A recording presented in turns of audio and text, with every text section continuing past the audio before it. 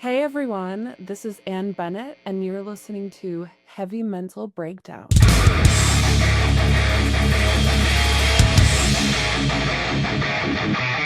And Bennett, thank you for being on the podcast. I super appreciate it. Thank you for having me. I am very jealous of you. You are living in my second favorite city in the U.S., and that is Salem, Massachusetts, the horror Halloween town of the U.S. How does it feel Your living in first Salem? one. You are my first interview out of Salem. No, but what's your first? You said it was your second. Oh, my first favorite city in the world, Chicago. Oh, interesting. Okay. Go Bulls, go Blackhawks. I'm a big sports fan. I lived in Chicago for a bit, but my goal is to one day live in Salem. So hopefully one day we're neighbors. Oh, that would be fun. Yeah. How do you like living in Salem? How is that for you? How is that for you and your music? How is Salem treating Ann Bennett and all of the music you're putting out? I mean, it's a very cool, like I grew up there, so I grew up in a neighborhood called Witchcraft Heights, and I love it. my elementary school is still called Witchcraft Heights Elementary School. So Wow, that's so cool. yeah, so people always think I went to school for witchcraft who aren't from around this area, and I'm like, no, it's just like what it was called, what it's called. I think that writing the more darker music that I write vibes really well. I think I'm influenced a lot by the history of Salem, the culture, because the Salem witch trials, and now it's become like the Halloween capital. I don't. Yeah. That's the word I was looking for. But That's the word I was looking for when I introduced you. we have there's like a big goth community, a big goth community. Yeah. Um, Would you consider your music goth music, or what genre would you say that you are? I'll say like dark alternative. I will say goth for certain songs. Okay. Kind of mix it up here and there. Yeah, I kind of mix it up because some of them are more synth based, some are more acoustic based, and then some are just rocking. But yeah, so I guess like alternative is what I would, to err on the side of caution, because I don't, if something's not quite goth, people will let you know. They'll be like, for sure. That's not goth. There are so many genres and subgenres, and then subgenres and those subgenres, and like some people are very particular. We're this, and then some people are like, I don't even know. You classify that. We want the fans to tell us what genre we are. Yes. Yeah. Basically, so someone tell me what genre I am. Yeah. Witchcraft genre. I'll call it that. We'll call it the Ann Bennett witchcraft genre. I like that. We'll go with that for now. I used to want to call it because the history of like New England, right? The Puritans came here, right? The Puritans. So I was gonna call my music like Puritan rock and roll, but it's not. No. I've never met anybody who lived in Salem and or is from Salem. I think that's really cool. One more question about Salem before we move on, just because I'm geeking out over this because I love it so much. In Hocus Pocus, there is a classroom scene in the very beginning, and they talk about, here's the history of the Sanderson sisters. When you were growing up, was there anything taught in your school specifically that was about the witch trials or anything Salem history to kind of like teach you guys during Halloween season or kind of just throughout the years? Is that a real thing in school in Salem? Yeah. I don't remember it being like specifically during October or anything. But yeah, we would go like on field trips to the Salem Witch Museum, the Witch House, the House of Seven Gables, even though we were in Salem. But yeah, we learned about the Salem witch trials. That's And so cool. yeah, I don't think I cared as a kid. I was like, this is, Sure. this is boring and Yeah. but and in fact, it's actually quite sad. But, as a kid, you're It like, really is. yeah. Yeah. So, but, as a kid, you're like, I don't care about history. Yeah, it's really, it's weird how like we view where we grow up as we're a kid, because it's just so normal to us and everyone's talking about it. It doesn't really seem like a big deal or that it's that unique and different. But as we grow up and appreciate it, we start to realize, no, where I'm from is pretty cool. Yeah.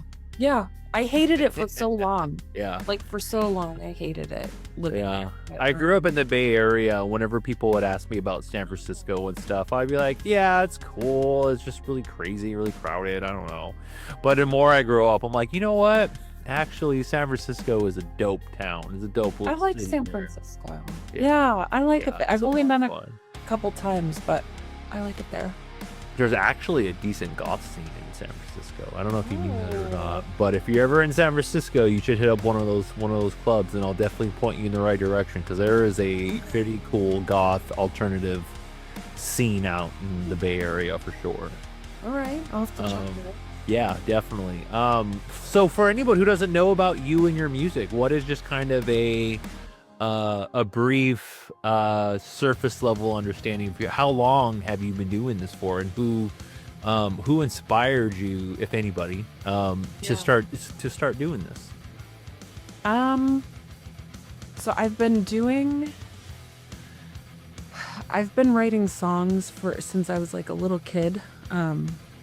I didn't play any instruments, but I don't know what age range you are, so I don't but I used to have I would have a tape recorder or a talk boy. Do you remember, like, from Home Alone, the movies Home Alone? Like a Walkman kind of?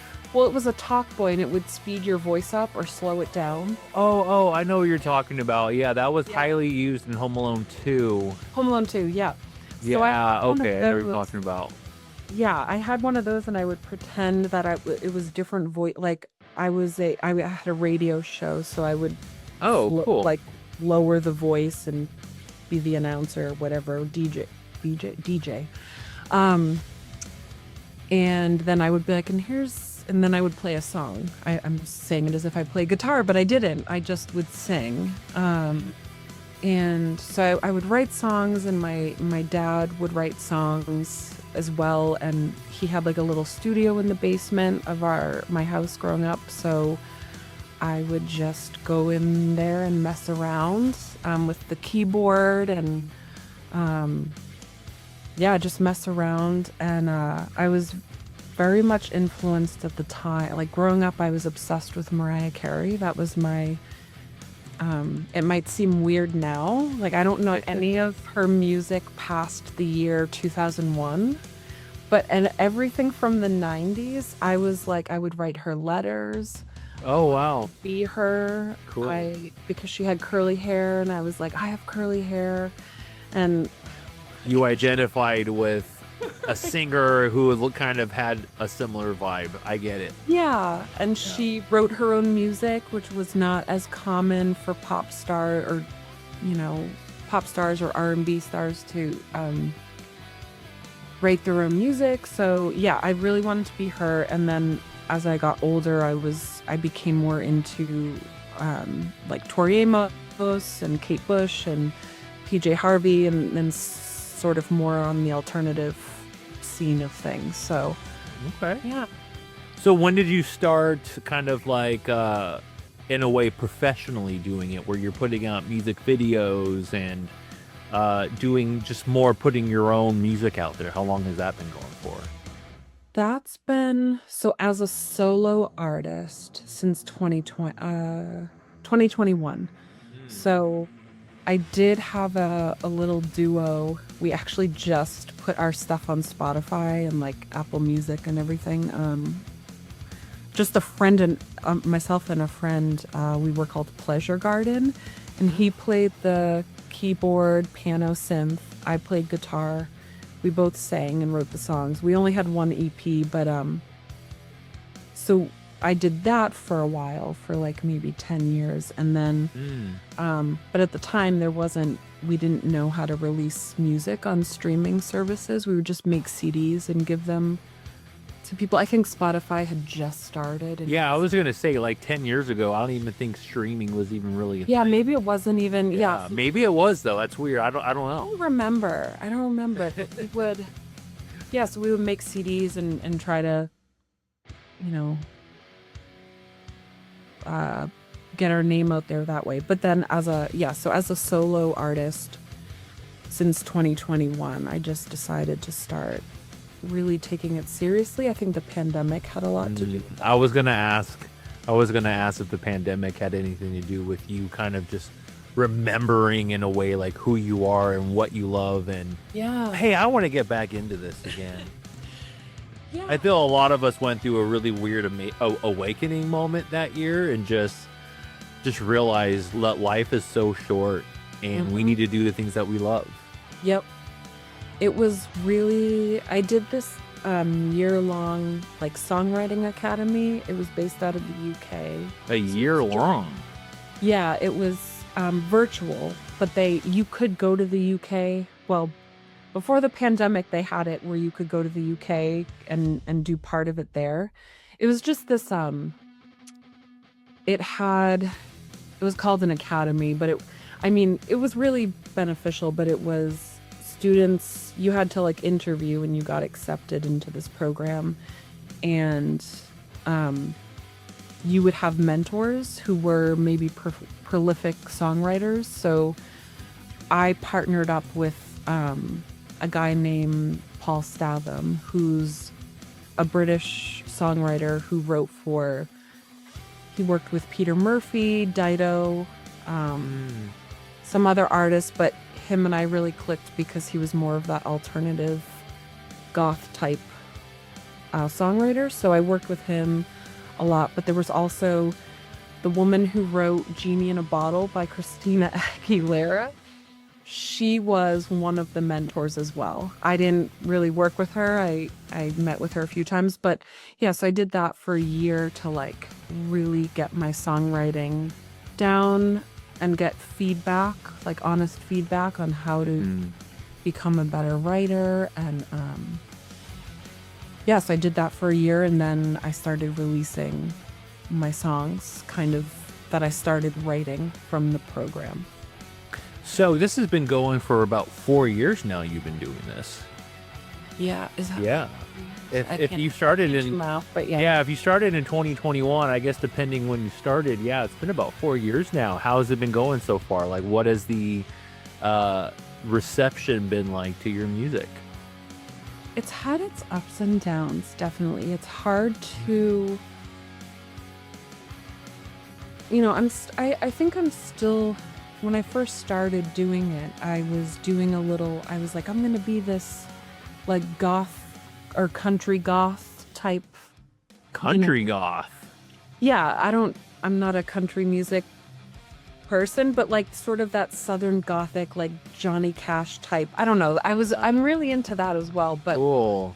So some of my earlier releases are more like that, but then I was like, I don't really know if this is quite my vibe. So, and I was also looking to, pitch my music for TV and film as well, for like. Oh, interesting. Yeah. So I was. Well, like I was saying before this, I just did a little shoot for a horror film in Salem. So, once I get that up and running, I'm going to be looking for music to throw in there. So, what better way to start a Salem film than to have some authentic Salem music in there, huh? Yeah. That would be so fun. Yeah. But yeah, so since 2021, really, just kind of grinding out songs. I say grinding out, like, it's hard because I don't produce my own music. I try to learn, but it's very time consuming, and especially if you want something. If I want to pitch something for TV and film, it has to be of the There's the a best standard quality. for sure. Yeah, and I can't produce. I can write a song, give it to a producer, and be like, "Here's my song. Make it sound the way I want it to." Yeah. Really polished. It actually takes a lot for us to hand over our art to somebody else and be like, here, make this better or make it sound like this, because it's not an easy thing to do, because art already is so vulnerable. And then when you bring somebody else in to kind of enhance it, it's not as easy as some might think. Yeah, no, that's true. Yeah, so you really kind of have to trust and have a good relationship with who your producer is. Who's producing your music? So I've worked with a few different people. Right now, I haven't decided yet on a release date. It might be March, April, but I'm working with Matt McJunkins, who has worked. So actually, Closing the Dark, he produced. He also produced another song of mine called Borrowed Skin. And he's the bass player in A Perfect Circle. Oh, sick. Yeah, so he's so awesome. So when he's not touring or working on that band, I think he's in a few different bands. Yeah. But he also produces and plays bass for, you can hire him to play bass or hire him for production. Oh, cool. So, yeah, good to know. Yeah, he's so awesome. and he's a really great guy, and I've recorded with him at his studio in LA, or a studio he uses with a friend of his. So yeah, really great guy, but he's produced 3 songs of mine. And then I've worked with, there's a German guy I work with named John Winterstein, and he's really awesome. He's produced maybe 4 of my songs, and I'll be using him again as well. Nice. And then I work with a guy in the UK. So you just got people all over the place. Yeah, I just kind of find people from, recommendations. And yeah, that's kind of how this all works. Just word of mouth and friends of friends. And I know a guy. Basically. Yeah. And yeah, so I just, I work really well with them. So I kind of stick with them because they know my style. We share similar vision. Yeah, once you kind of find someone who gets you, you just kind of want to stick with them. Yep. Well, you brought up a song called Closing the Dark. Yes. And that is a song that we are breaking down tonight. Tell us a little bit about that song and why you chose that one. So this song, it's the newest song that I've written, and this one really, so it was co-written with Ben Christo, who is in the Sisters of Mercy. And then Matt McJunkins produced it, and then Jeff Friedel, who's the drummer for Devo, and also for A Perfect Circle sometimes, did the drums on it. So it basically sounds like you and Bennett featuring Perfect Circle's coming up pretty soon. That would be nice. You're gonna go on tour with APC and oh my god. Yeah. I wish. Yeah, so I wanted to bring this team together. So I had written this song with Ben. He's in the UK, and I had known him for a couple of years now. And I asked him if we could write a song together. So we wrote this song virtually, and he kind of fleshed out the demo. And then I was like, all right, well, who can help us with this? Who can produce it? And I really enjoyed working with Matt, so I asked Matt to come on board. And then he brought Jeff on board because we wanted real drums. And yeah, it just kind of became this really cool, dark piece, but we wrote it. Ben and I wrote it from a place of, because we both struggle in our own ways, and so this is the product or the result of the struggles that we were, writing about and kind of bonding over.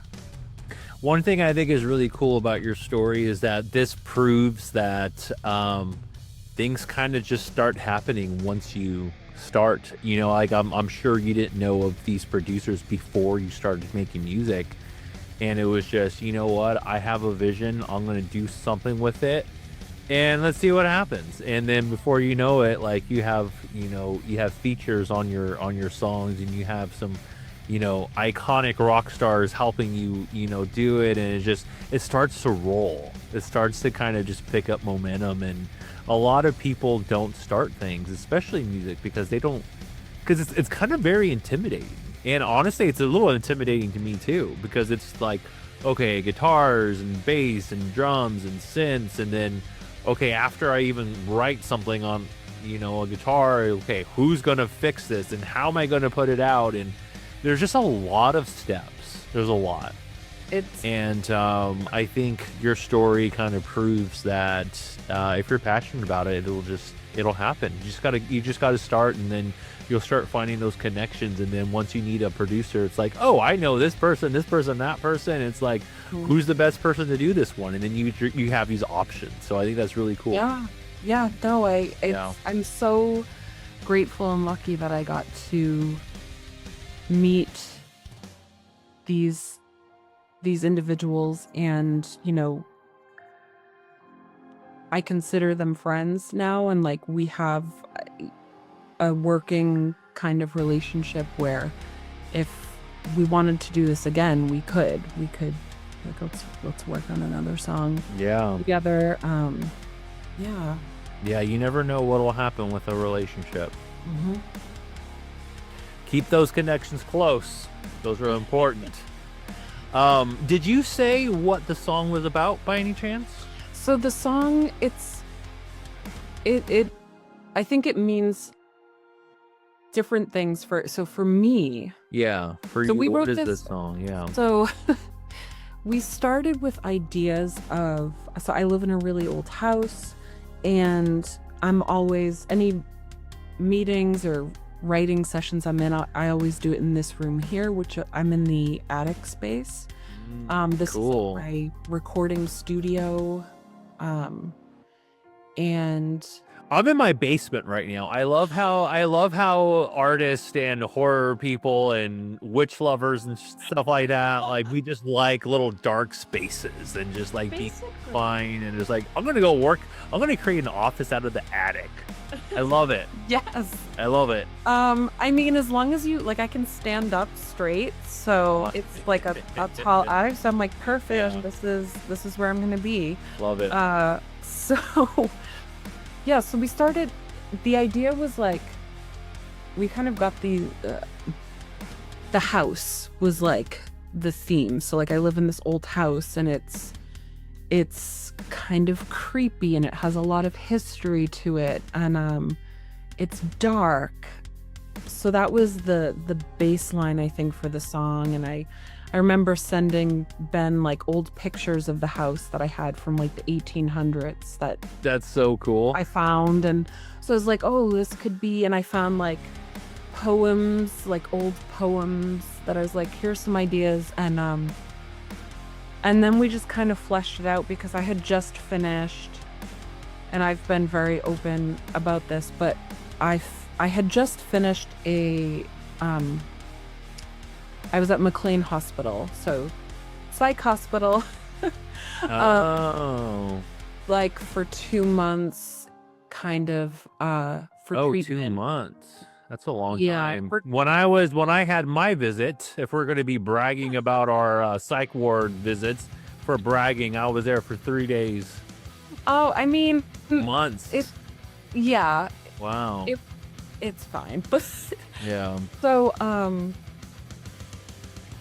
So I had a lot of stuff built up, and I was writing like every day when I was there, and kind of getting ideas for because we had already discussed the song, and then I kind of did this thing, and then so I was getting a lot of ideas about being lonely and anxious and depressed and feeling hopeless. So it kind of and catastrophizing, right? 'Cause I'm very good at that, and Ben could relate to many of those themes. So the song just became less about the house, but it was like the house was symbolizing. It was it was like a metaphor for like your mind. Yes, like being stuck. So I kept thinking, like, I'm stuck in this house. I can't get out. It's cold, it's dark, you don't know what's around the next corner. It could be haunted, it kind of creaks a little bit. Yes. Yeah. And it's driving me insane.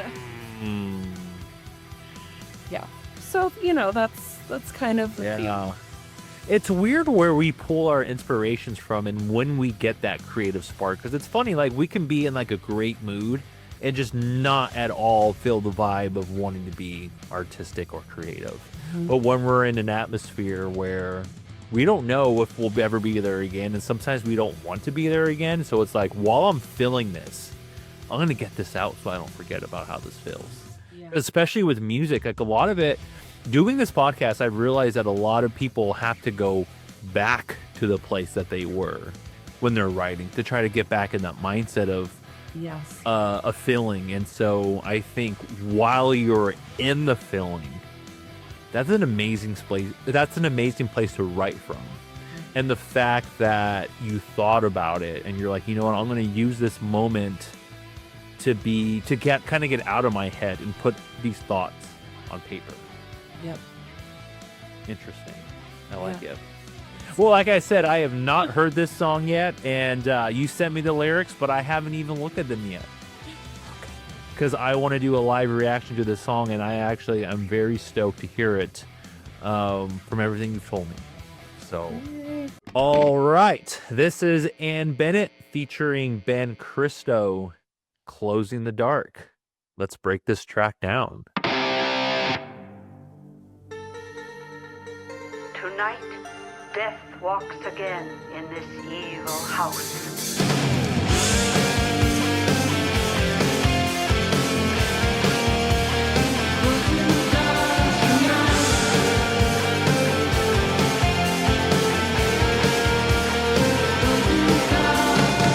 I know this is really early, but I'm going to stop it already because I have one question and one thing I want to point out.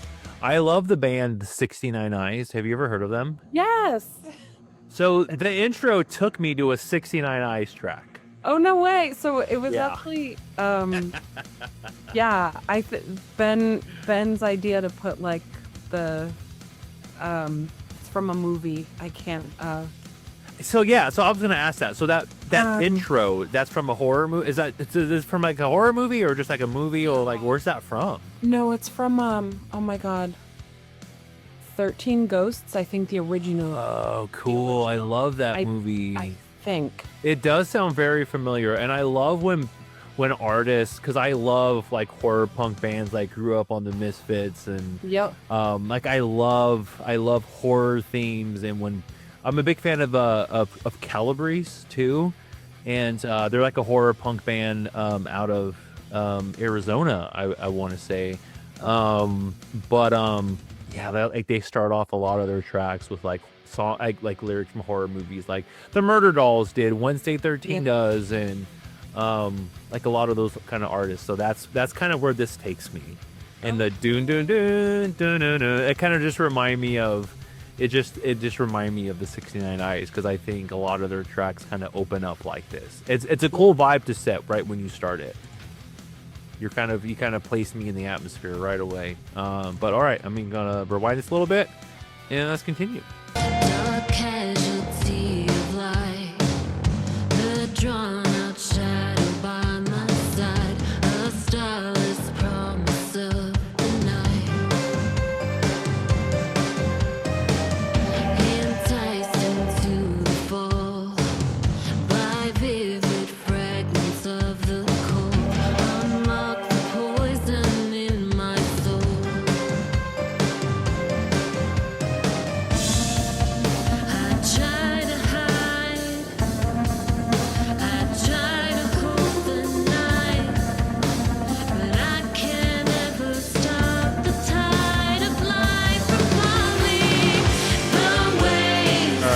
get to that chorus, but we got some lyrics to dissect there.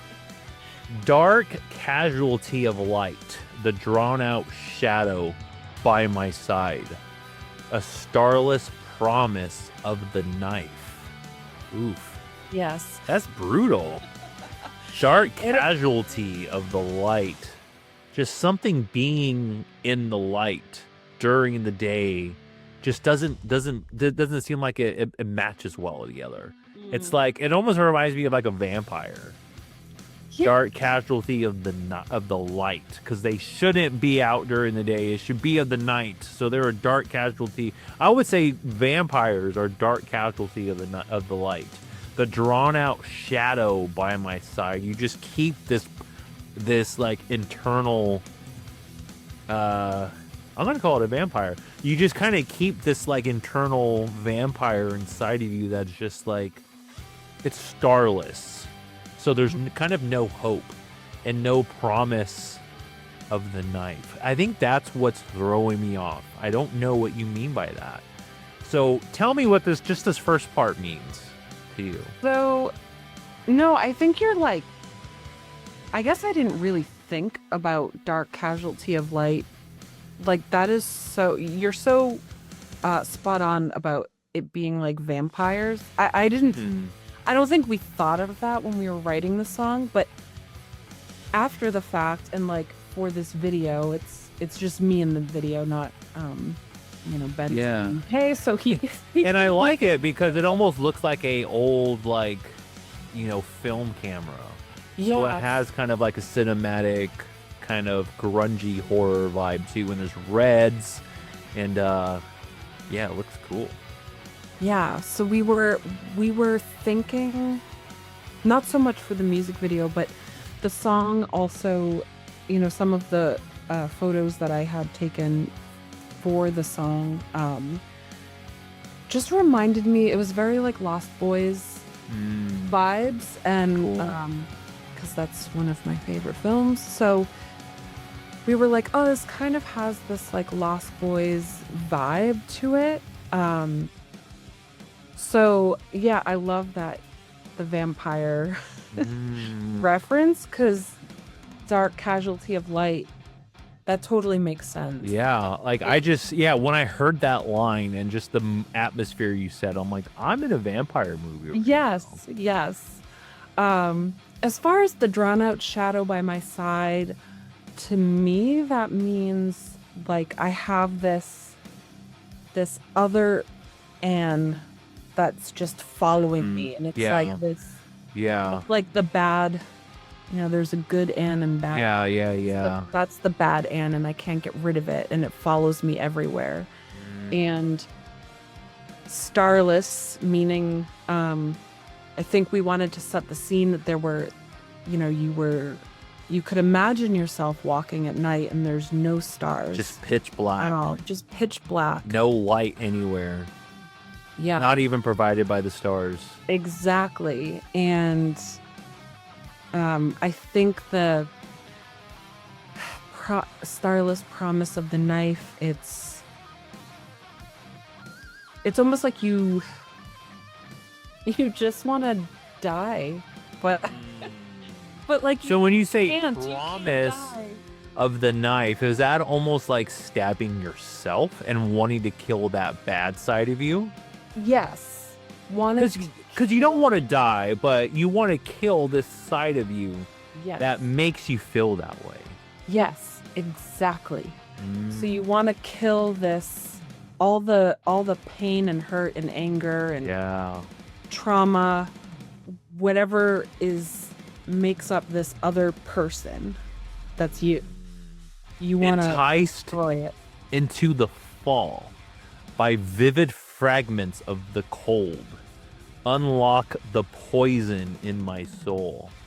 Yeah, it just sounds like to me you feel like you've been injected with the poison, and it's affecting everything. And it's almost like a poison can be an addiction. So when you say enticed into the fall and you end it with unlock the poison, I feel like that is an addiction to just whoever's listening, it could be anything almost. Yep. It can almost be an addiction of just anything that you don't want to be addicted to anymore, like drugs or alcohol, or even just negative thoughts. We get addicted to that. We do. And we stay there. We get stuck there, and we kind of do it to ourselves. Mm-hmm.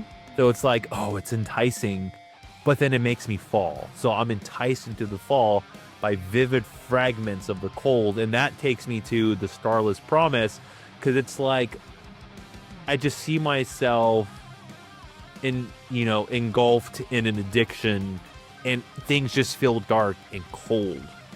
Yes. But it's enticing because it's a familiar, comfortable place. Even though it's bad for me, mm-hmm. the shadow by my side wants me to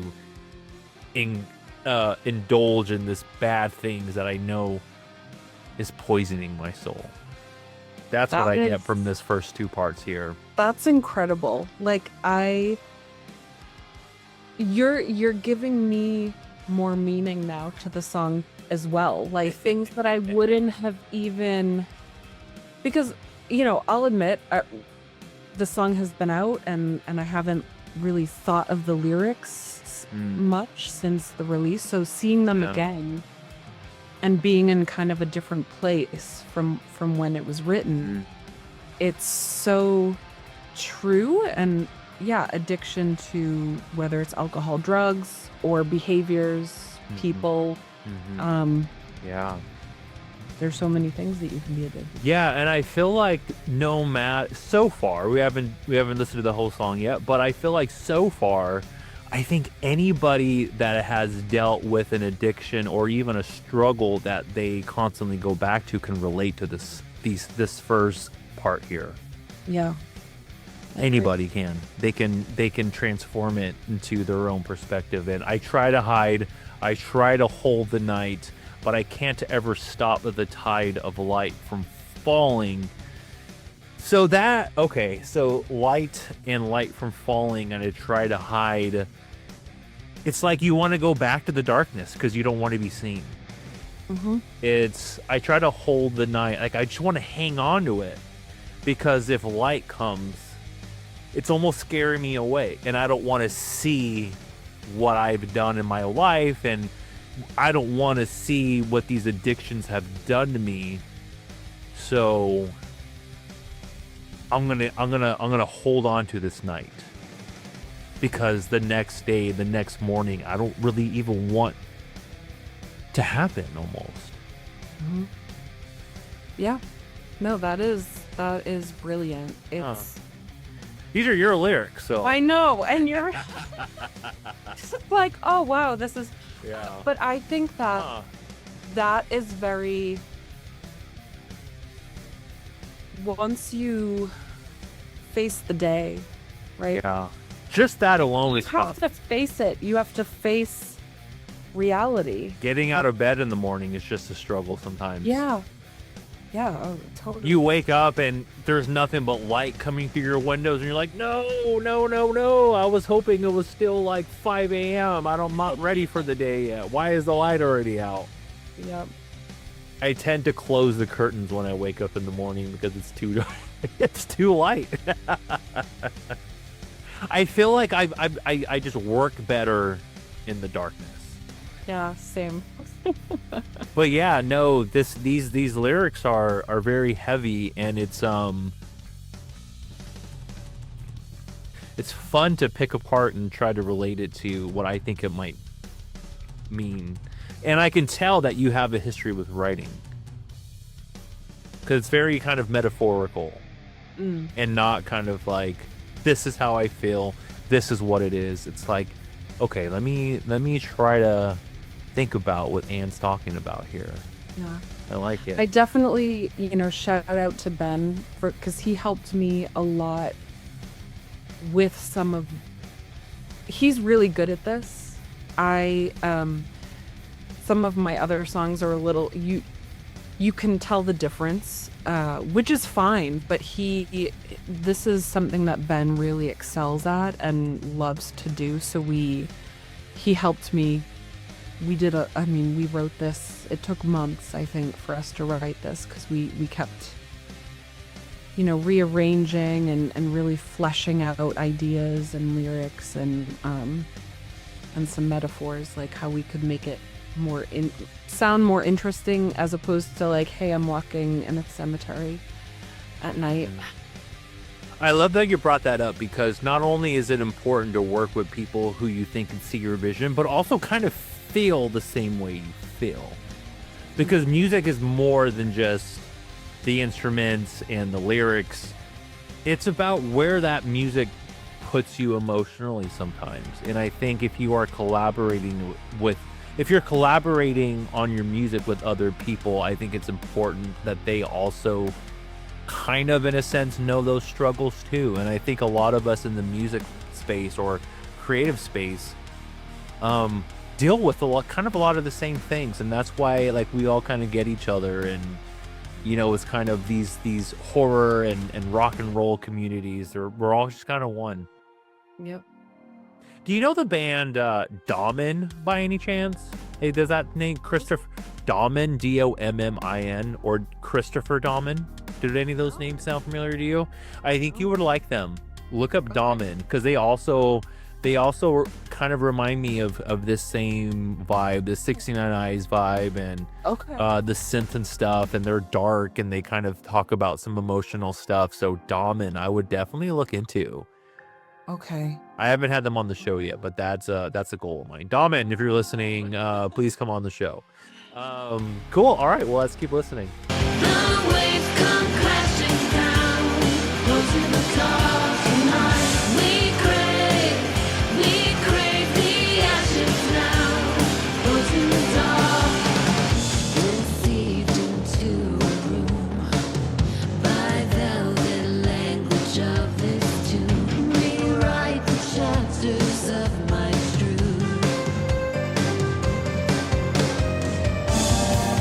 I try to hide, I try to hold the night.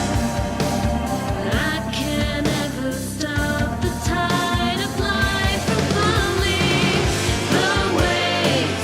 The waves come crashing down, close in the dark tonight. We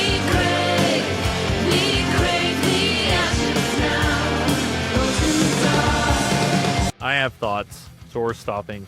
The chorus. The waves come crashing down. We crave the ashes now. Before we go into that, I want to go into the other lyrics, because I feel that there is more to, there is more to that, but I have thoughts that circle back to that. So anyway, verse 2, deceived into a room by velvet language of this tomb, rewrite the chapters of my truth. Okay, hold on. So where I'm going to go with this is deceived in a room. Wow. A room.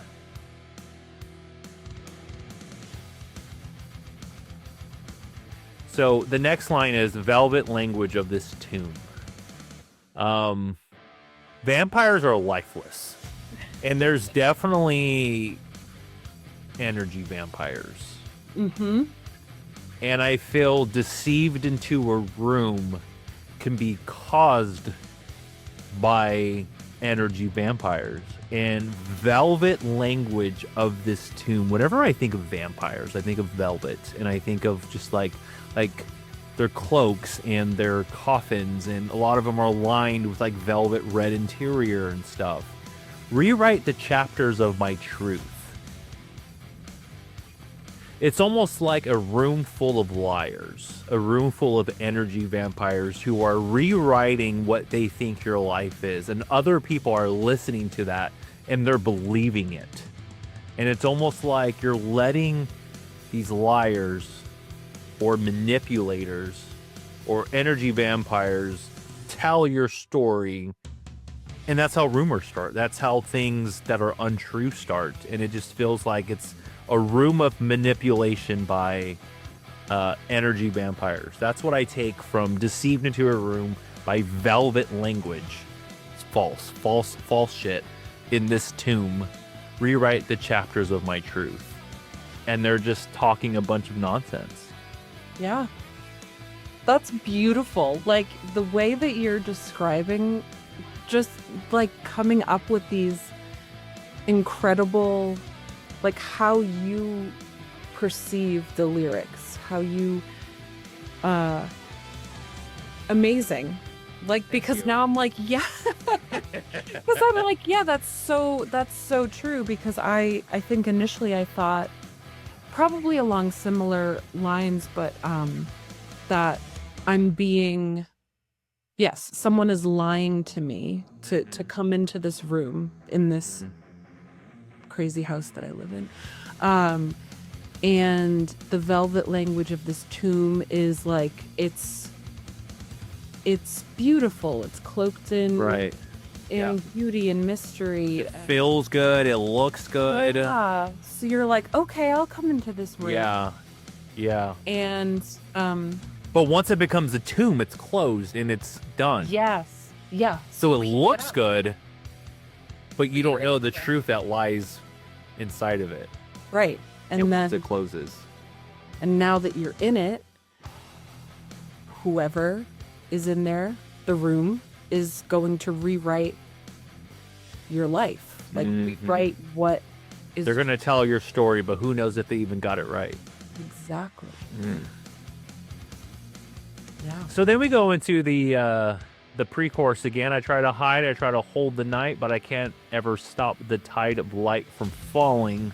And then we go into the chorus, and here's where I'm going to have some fun.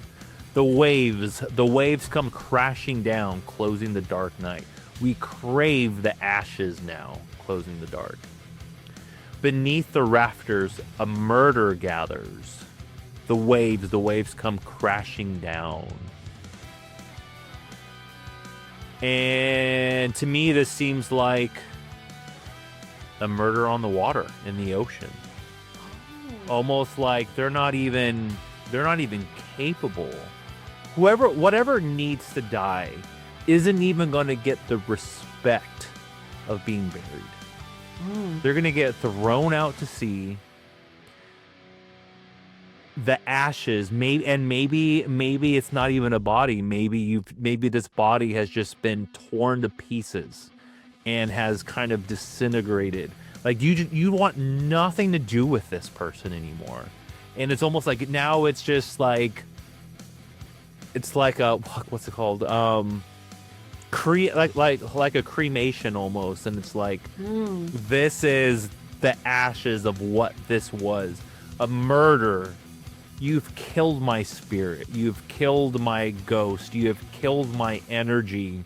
You vampires would pull this off.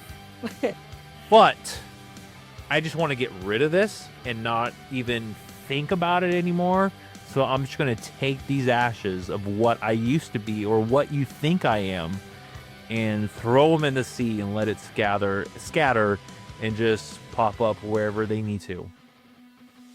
Wow. But it's off of you, though. That's, I think I'm just going to start letting you explain the song, because everything has just been so amazing. And I'm always like, the song's like about... But the crazy thing is that sometimes we don't even realize our own creativity and our own art when we're doing it, because we're just so in the moment. Yeah. You know, I remember when I think you said that you wrote this when you were in the hospital, but when I was in the hospital, I wrote. I remember they gave me a little notebook and a pencil. Yep. And I wrote at night. Yep. I wrote scripts. I wrote short stories. I wrote things of darkness. And I ended up making a short film out of a script that I wrote when I was in there. And I recently watched that short film, like maybe a month ago. And I'm like, and that came out years ago. And I'm just like, holy shit, that was good. Yeah. And when I put it out, like, I did not see it that way. It was just a place for me to write my feelings and my emotions and put it into art, and then to release it and be done with it. Yeah. And then when you reflect on it later, you're like, oh, wow. So I feel like this might be like a really cool moment for you when you're like, man, like maybe these work. Like kind of just like do a self artist like lyric evaluation and pull motivation from this and be like, I'm going to start writing when I am in that place because of the art that it gives me. This creative juice that sparks my lyrics when I'm in that moment. Because if this feels very heavy to me, and one thing that I like to do, when I listen to a track on these podcasts is like come up with one word that's not in the song, but in my opinion is what I get from it. And I had that word from the very first verse, but I'm not going to say it yet. Okay. But tell me just in your own perspective, the chorus here, the waves crashing down. I mean that could be a metaphor for just life. Yeah. And all the things coming at you. Yeah, I think my thought process when we were writing the chorus was the waves of all the emotion, like, or emotion or life, right? Everything's just crashing down on you.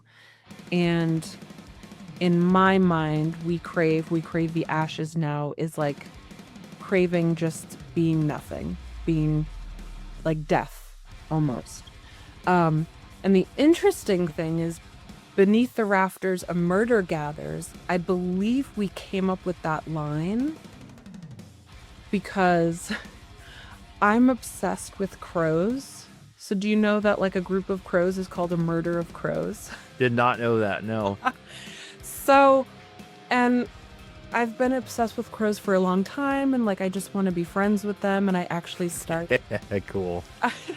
I actually made friends with some crows recently, like after we wrote this song.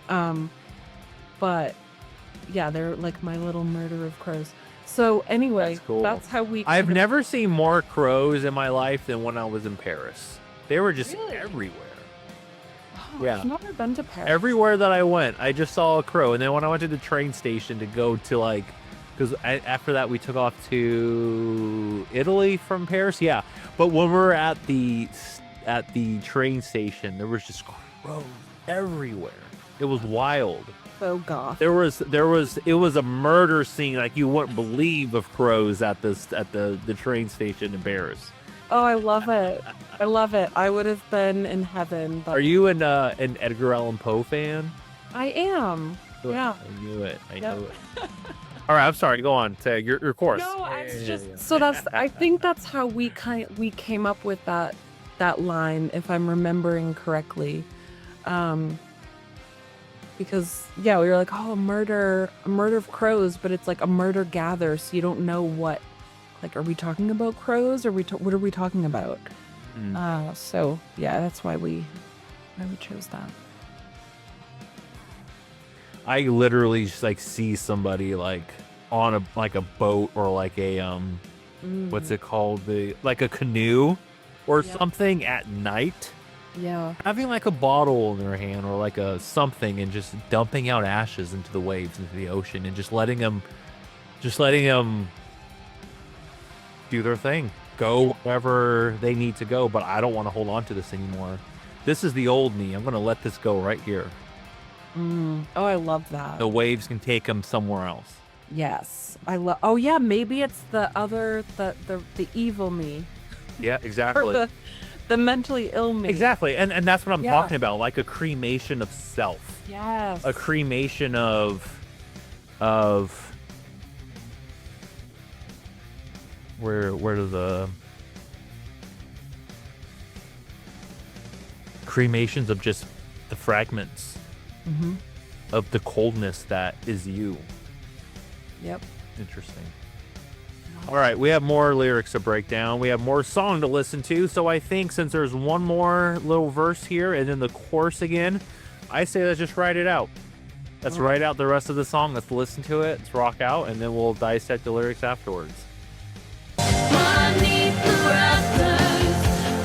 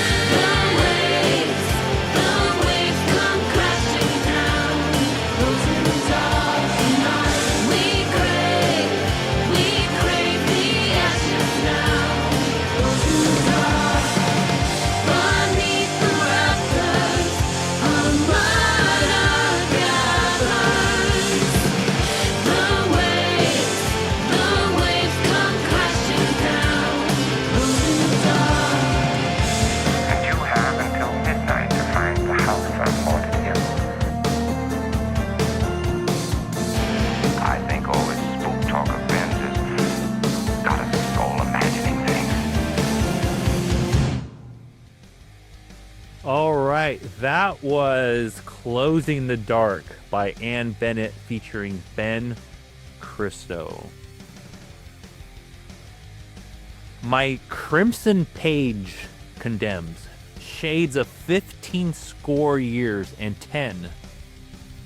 And you can never deceive me, because you can never just leave me. Obituary read, and I knew there was a death in here. I knew there was a death of some kind coming. So when obituary read, I'm like, I knew it. Long past seasons I avenged.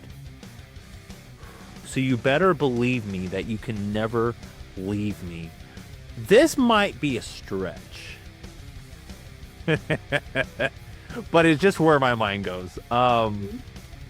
Shades of 15. So I see the numbers 15 and 10. To me, that just seems like I've been going through something for 15 years or so, maybe 10. And I've had this dark side of me that I've tried to let go, but I've never been able to just let it go, because you never just leave me. Obituary reads. So it almost seems like a premeditated, pre-written obituary, because it hasn't happened yet. Long past seasons I avenge. It seems like you want revenge.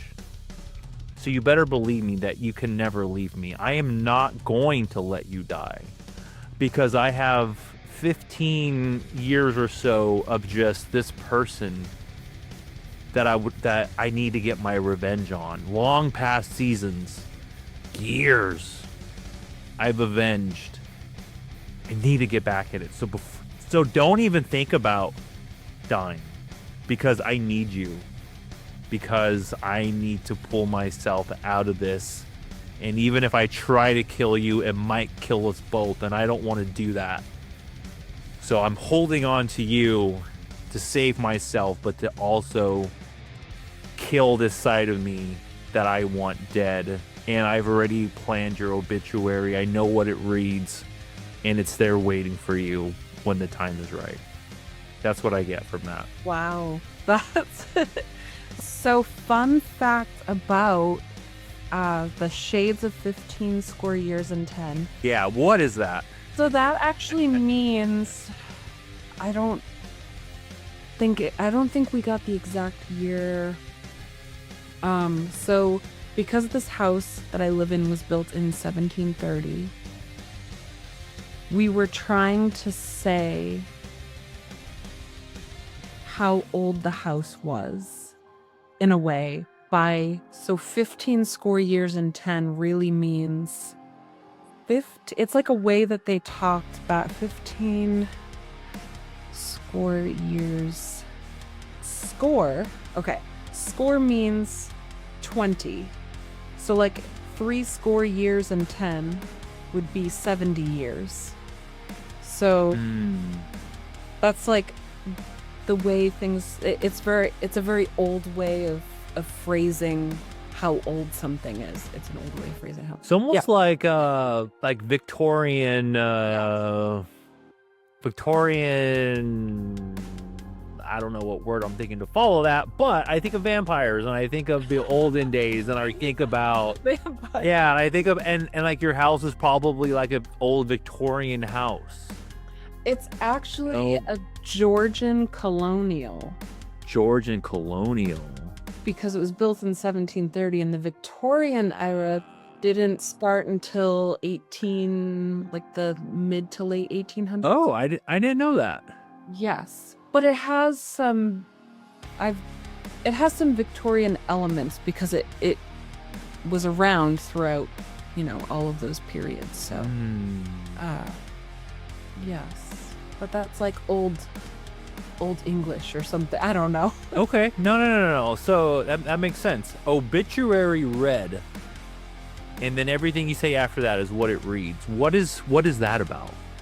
I take it as that is the other me, the other person right? They're writing your story, your life story. And you can't, in the end, you still can't leave them. Like, no matter what, you were stuck with this person, this whatever it is. Why do you feel that no matter what, you're stuck with it? Where does that stem from? I think for me personally, it's you're stuck, and because you have to learn to live with these parts of yourself, right? You have to accept rather than cut away and kill these certain parts of you that you don't like. You have to accept that they're there, or that they were there, and it doesn't mean that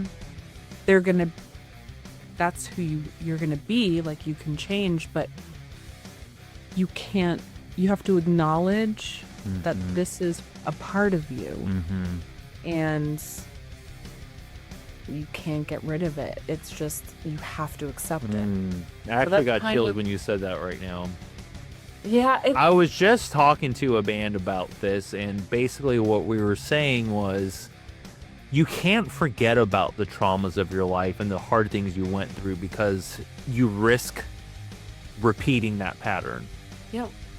And so embracing your history and accepting where you are in life and where life has taken you, even the bad parts, it's very important to hold on to those and remember them for the sake of being a better you in the future. Yeah. Yeah. And they make you who you are, even though it can be very ugly parts of you that you don't want the world to see. So the word that I was thinking of, and I don't really know if I still want to say this word, but I'm going to say it anyway because it's just where my mind went. And the word is manipulation, but I'm going to change it to self-manipulation. Yes, I really like that. This seems like an internal fight with yourself. Yep. Yeah. Obituary read, long past seasons I avenge, that you can never leave me. It's like I'm holding on to something that I know isn't good for me. I don't know. So there's many ways to look at it. It's almost like a self-reflection in a good way, that you can never leave me because I need you to hold on to that part of myself. Literally what we're just saying. So in a way, it can almost be a positive thing, where, because to me, when I listen to it, when I just read these lyrics kind of face value, it seems depressing and it seems a little dark. But if you kind of flip it a little bit, it's almost like a positive song.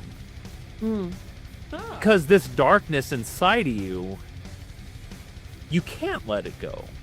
Because it kind of makes you who you are, and it's made you who you are. And maybe it's best to let go of it at some point, but it's kind of when you're ready for it.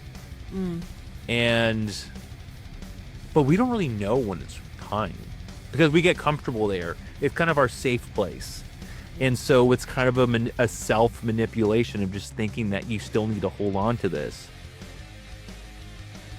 Yeah. I'm going to be thinking about this one for a bit.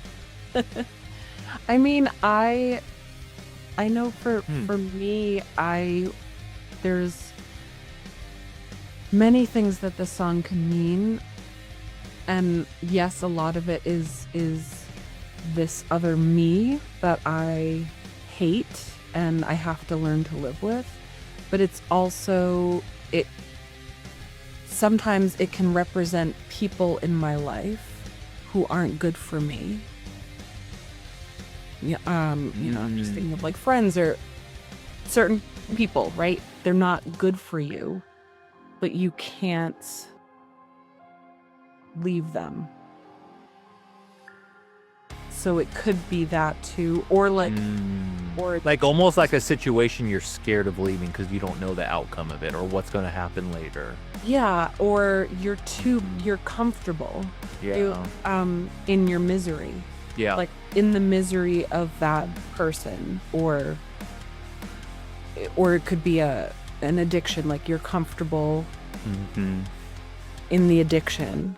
And even though you're miserable, but you don't know anything else, and you're afraid you're just going to completely fall apart.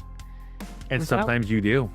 Yeah. Sometimes you completely lose yourself in that relationship or that addiction or that emotion and that feeling. And we do that to ourselves a lot when we kind of just live in it and we just constantly thinking about it. Besides learning what we need to fix and fixing it, we like to live in it. Yeah. Why? What is that? I don't know. It's self-manipulation, and that's what I think this song represents. And a drawn-out shadow by my side because it's dark and it's not in me, but it's right here. Yeah. If we can learn just to get a little bit of space from that, keep it there, but maybe not by yourself. Just a little bit of. Maybe it's like 10 feet back, or like maybe it's back there a little bit. I think if we gain a little bit of distance from it, deceived into a room by velvet language of this tomb, old language, and that goes to your 15 score years and 10 part, the old velvet language of a tomb, rewrite the chapters.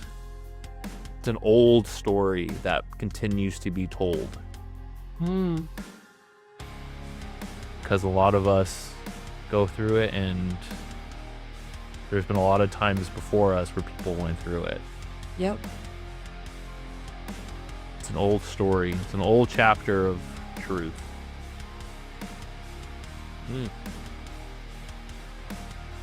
I almost see like the album art being like an old book that's kind of just tattered and torn, with maybe it's open to, and there's chapters, and it's like chapter 1, chapter 2, chapter 3, but there's no words for the chapters. Oh, yeah. Because they're being rewritten. Yes. I like that. Almost like the Hocus Pocus book. Oh, yeah, the one with the eye, right? It has the eye on it. Yeah. I mean, maybe without the eye, but like just like an old, like, you know, dusty with like spider webs on it, and it's. I actually have one of those. It's an old Bible. It's like a family.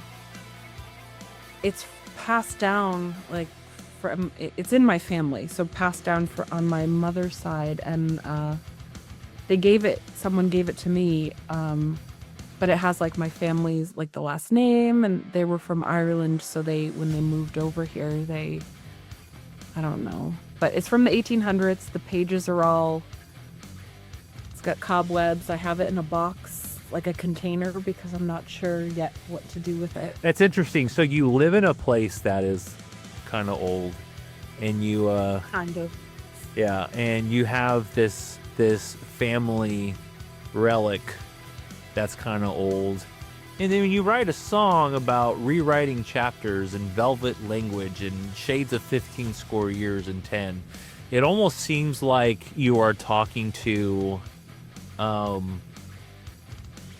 ancestors in a way. Yeah, I never thought of it that way. You better believe me that you can never leave me. Family and your lineage and your history can never be left. It's part of you.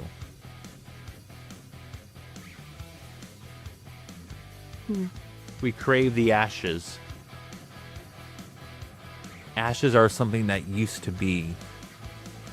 Man, I can't tell you how many times I've thought about just like, I wish I can go back to when my grandparents were alive, or I could have met my grandparents, or my great grandparents, or I wish I knew more about my family, and passing on our legacy too, our family name, the new people in our life are going to rewrite the chapters of our family history. Mm-hmm. I think you have some chapters to write in that book you've got. Interesting.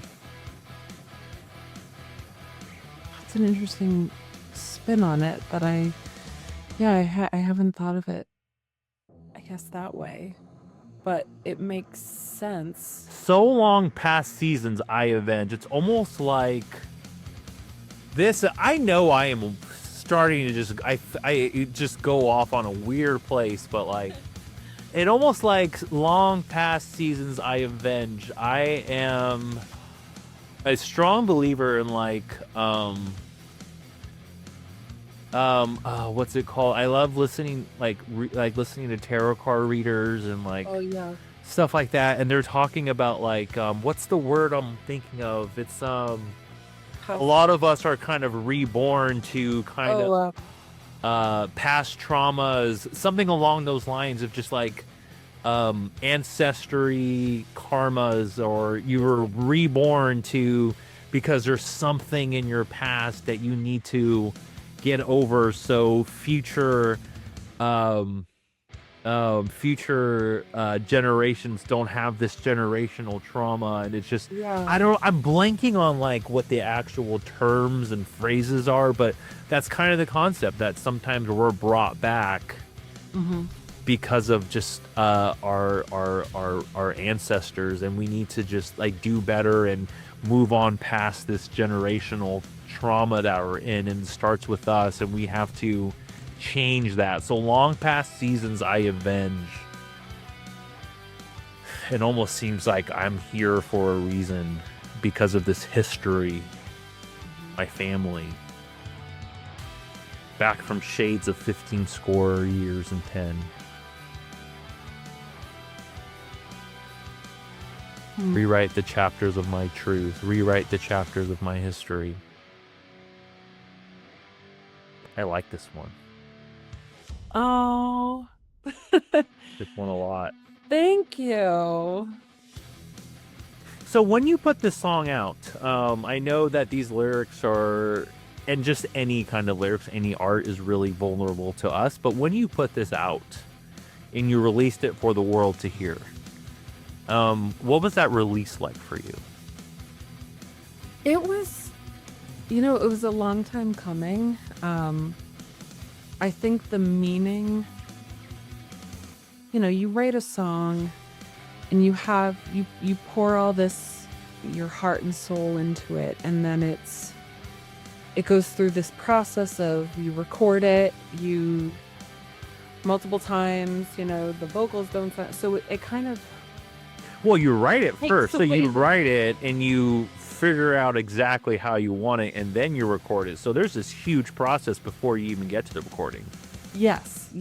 So by the time you record, sometimes that feeling, and I try to put myself into a place mentally where, but when I recorded the vocals for this, I was in the studio with Matt McJunkin. So, I wasn't, you're in a studio with someone else. Normally I record my vocals here alone. So I felt like a little shy, a little, like someone else is here now and I have to record my vocals. So it took me many times to kind of get comfortable singing. But then then you're not as focused on the meaning behind the song. So it kind of, you're kind of removing yourself a little bit from that, the meaning, and then it gets released and you have all this excitement. But then people want to know what it's about, and you share what it's about, and then people will share what it means to them. So that's always been, that was really exciting, I think. And the most. Do you feel any kind of like emotional release when you put it out? Or was it kind of just more of like the anxiety of putting art out? I think there was emotional release as well, because we finally, I can only speak for myself, but I make the assumption that Ben felt very similar, that it was like we are proud of these lyrics. We're proud of getting our feelings out on paper, on computer, whatever, and expressing ourselves completely and fully, being our true Vulnerable. selves. Yeah, being vulnerable, which is scary. Yeah. And so I think that there's that release from that a little bit. And but also the anxiety of releasing is like, everything has to be perfect and right. So Yeah.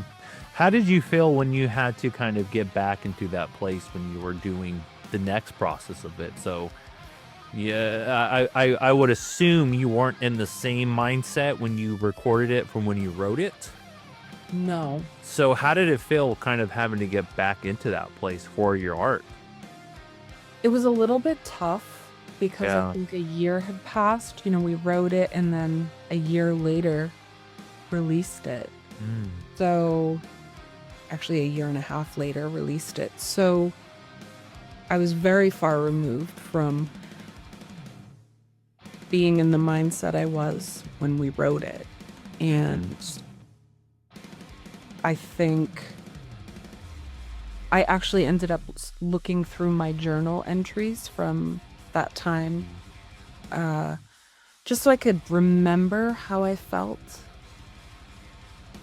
in the moment of, being kind of in a mental health crisis and not exactly putting myself back into that mentality, but just remembering what it was like, what I felt like in that moment. I can only imagine,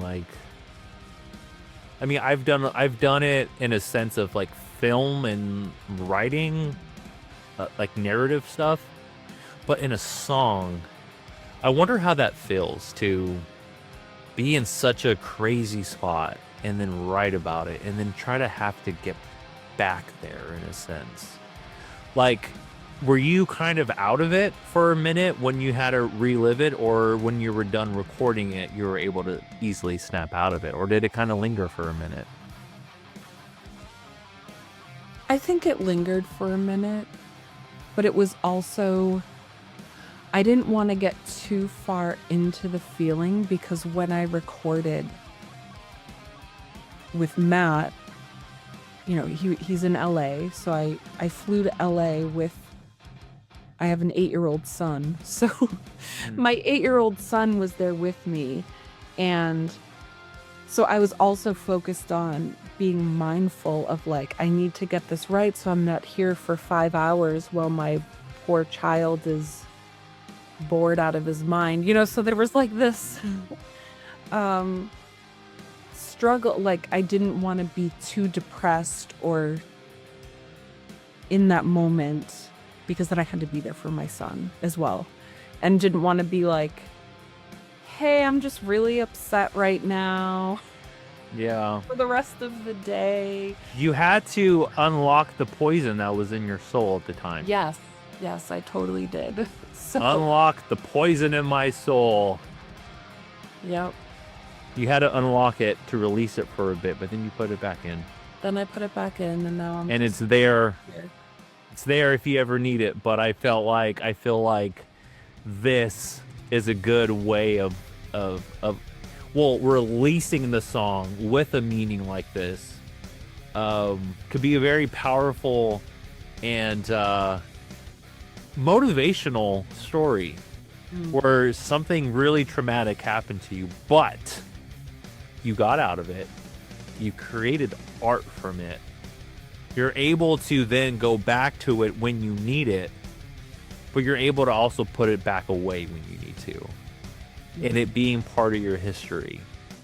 And now with the release of the song, maybe there's a little bit of release of the feeling too. Maybe there wasn't too much you had to put back in there to unlock. Maybe it was just a small portion of it.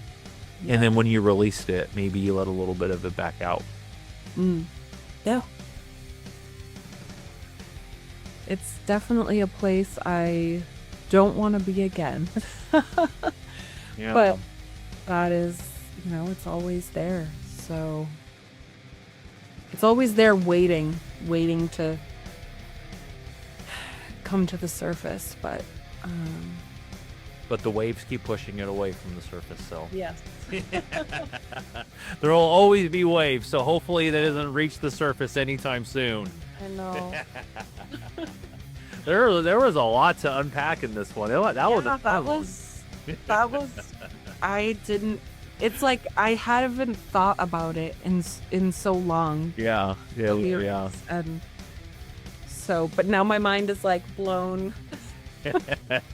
Well, it's interesting just like how other people read your lyrics and how they interpret them. And that is the beauty of music. Like literally someone can listen to this song and feel inspired afterwards. Be like, I can let these things just go and crash in the waves. They can just be somewhere completely not even on land anymore. Like that's how far I need this to get. Yeah. And I am writing the obituary for this now because I know this needs to die. But it can never fully leave me because I need it. Yeah. But I can let the bad parts go. Like this can totally be like a motivational song to somebody who's going through like an addiction or just something that keeps them stuck. Yes. Just throw it away to let the waves have it. Yes. I love that. I really, really love that. That's like it takes on a whole new, I don't want to say a whole new meaning, I think, now for me. Because I'm still suffering. I'm going through a hard time right now. I think you need to listen to this song in a different mindset and let your own lyrics and your own story motivate you and get you out of that. Yeah, I think so. I think Hell yeah. Really cool, yeah. Hell yeah. That was a fun one. Well, what's next for Ann Bennett? What do you got coming up that everyone can look forward to? I do have more songs coming out. I don't have dates yet or anything for them, but I decided to take a pause for December and January to just kind of reset and, reset my mind, my mental health. We all need that. All need that, and just kind of spend some more time writing. But I do have a few songs that are ready to be released. Cool. And another one of them was produced by Matt McJunkins again. So very excited for that one. And yeah, so what about any shows? You got any shows coming up? Yes. Well, yes. I have some shows. I'm trying to get more, but I have some shows April and June. In Salem? Not in Salem. One is actually in Bangor, Maine. Maine. I know. Okay, I don't good know. for you. You're in all the places. I don't know. I'm kind of nervous. Cool. Okay. I mean, what kind of a show is it? Are you playing with like other dark alternative goth bands? I think so. So I don't know who's done the bill yet for that one, Okay. but then another one. Actually, no, the other one I am playing in Salem. Yes, but I'm trying to play more. I do play in Salem quite a bit when I do play, but I took like I said, I took a little break for this season, and yeah, so hopefully more shows coming up, spring, summer. Yeah. Maybe in May. And I say that because I am throwing the very first, and I'm going to plug myself, I'm throwing the very first Mental Fest. That's what I'm calling it. What? And it is I haven't figured it out. I have about 15 bands and 50 like artists who are interested in playing. So we're doing either like a 1-day, all-day thing or like a 2-day festival out here in Brooklyn. I would so be there in a heartbeat. Okay. So maybe Ann Bennett has a show coming up in May in Brooklyn at Mental Fest. Okay. Oh, that's such a great idea. Wow, what a cool concept. I love that. Yeah, well, I'm inviting a couple of companies who do mental health awareness and letting them come with a booth and just spread the word. And I want every band to kind of do it, give a little shout out to mental health and what it means to the community, why it's so important in the arts and music, and just have a day of self-reflection and just being together, being one, bringing the community together. That. Mental Fest. That's super cool.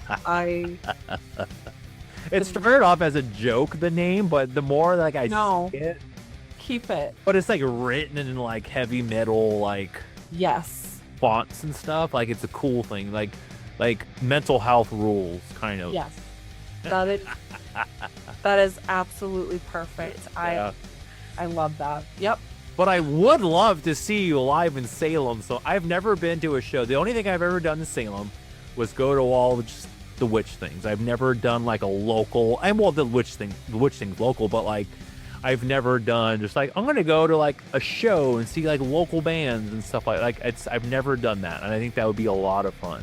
Yeah, you should. I mean, I say that as if I do it all the time. I only go to shows when it's people I know or that are playing before me or after me. I should. Well, you have an 8-year-old son. I mean, it's not like you have all the free time in the world. That's a crazy age too. It really is. Got homework and school and yeah. And he doesn't want to come to any of my shows. He's like, your music's boring. I hear you practice all day. So yeah, he'll never. And I'm like, what about if I just I'll give you those headphones and you can just doodle in your notebook. You don't even have to pay attention. Come up to the attic with me and we'll like do this together. I'll teach you how all this works. He does really like using Logic though, and making beats and like using the MIDI keyboard I have. So he does do that. That's cool. Yeah. I've never even opened Logic because I'm intimidated by it. So good for him. He's going to be a producer one day, I guarantee it. Yeah. If he's learning Logic and MIDI keyboards at 8 years old, he have a producer on. Learning. He's learning. Just playing around with it is learning. Yeah. No, that's absolutely. You have your own personal engineer. Yep. Producer there in your house. Yeah. So no excuses to keep making music. To stop making music. To stop making. You're right. You're right. You're right. Well, if anybody wants to find more of your music, and someone says, "Hey, Ann, where's the best place where I can stay up to date and all your stuff?" Where would you send them? I would send them to my Instagram, which is just. What is my Instagram? Ann Bennett official. Yes, that is my Instagram. Cool. I have been posting cross-posting, I guess, on Facebook a little bit more. So I think that's just I am Ann Bennett. It's very hard because Ann Bennett is like a normal common name. So I have to come up with all these unique, and my website is I am Ann Bennett. I like that. I am. So, I am the Ann Bennett. Don't even think about I am. I like it. That's a staple right there. Well, my email is I knew it. Perfect. Yeah. So, and then obviously Spotify and or whatever. I automatically say Spotify because that seems to be the most. Are we still promoting Spotify at this point? I don't know. I don't know either. Don't hate me. Yeah, I don't know. I don't want us to get canceled on this podcast because we're talking about Spotify. I don't know what's going on with that right now. I'm sure already canceled, but I don't know. But I go wherever, whatever most people use, like fans or whatever, listen to my music. I'm like, okay, that is the platform you use. I will cater to that one more. But I am on all streaming platforms, so anyone. You don't have Well, go listen to Closing the Dark and let us know what your interpretation of this is, audience. Let us know what this song means to you. And I think that would be fun if you let us know. Reach out to Anne. Let her know what your thoughts are on this new track. And then go listen to all the other ones. Anne, thank you so much for coming on this. Talking about your own struggles and mental health is not an easy thing to do. But we appreciate it here because that's what we do here. We are a safe space for musicians and artists to talk about what rules, and that's mental health. Thank you for having me. Absolutely.